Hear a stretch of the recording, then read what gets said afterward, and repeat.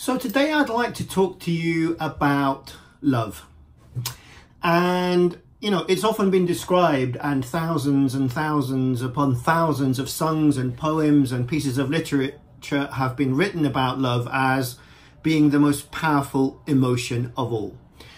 Just want to help and share with you a little bit of an insight into actually the different types of love, and actually when we are falling in love and developing love for another person, what are the actual three clearly established stages of love. And I would like to thank my good friend and mentee Alona Brannon, who wrote a blog post about this, having studied this subject in depth and looked into getting some expertise when she was out in Cuba many years ago with some of the world leading psychologists and experts on the topic of love. So Alona, thank you so much for the inspiration for today. So there are three distinct phases of love that we can identify in a relationship.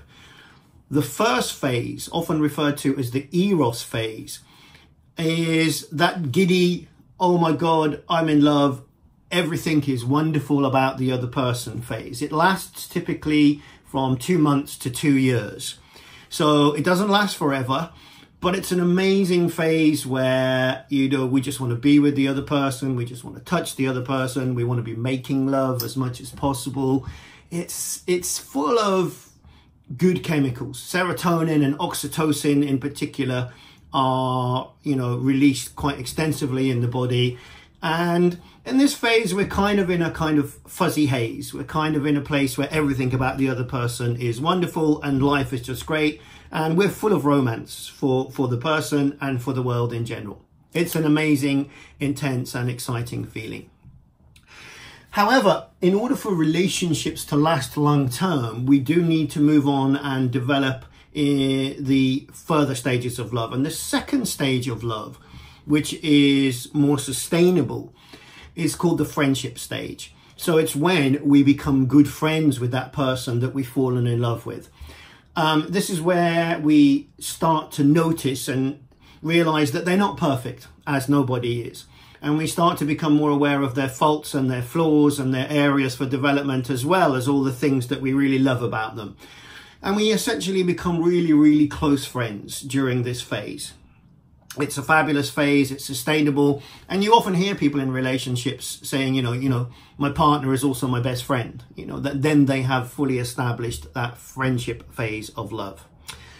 The third phase of love is what I would call the shared vision phase. So when you as a couple, you and your partner have a shared vision, whether it be bringing up children, whether it be, you know, to create yourself a yoga retreat together in a sunny country, whether it be a shared vision about how you want to spend your lives together, and you work together as a team on that.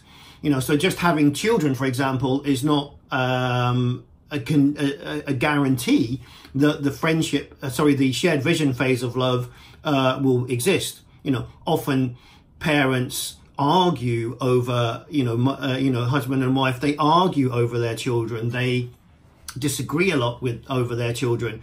But when you have a shared vision and you come together as one and work together on that shared vision, then you've really established a necessary and valuable version or format of love, or stage of love is probably more accurate.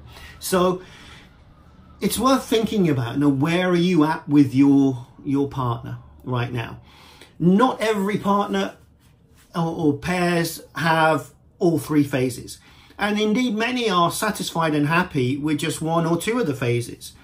But I guess in the ideal world, we would always, even though it will never be as intense as those initial stages, we would always have some of that kind of romantic Eros love, and we would do things to rekindle that and keep excitement alive and well in our relationship. Secondly, we are going to be good friends. We're going to support each other. We're going to understand each other. That's good things and bad things. And the third element is we're going to hopefully share a vision together that will, you know, we'll work on together for life. So I'm off to think very carefully about the kind of love that exists for me in my world, and how to really maintain relationships where you get all three elements. How about you?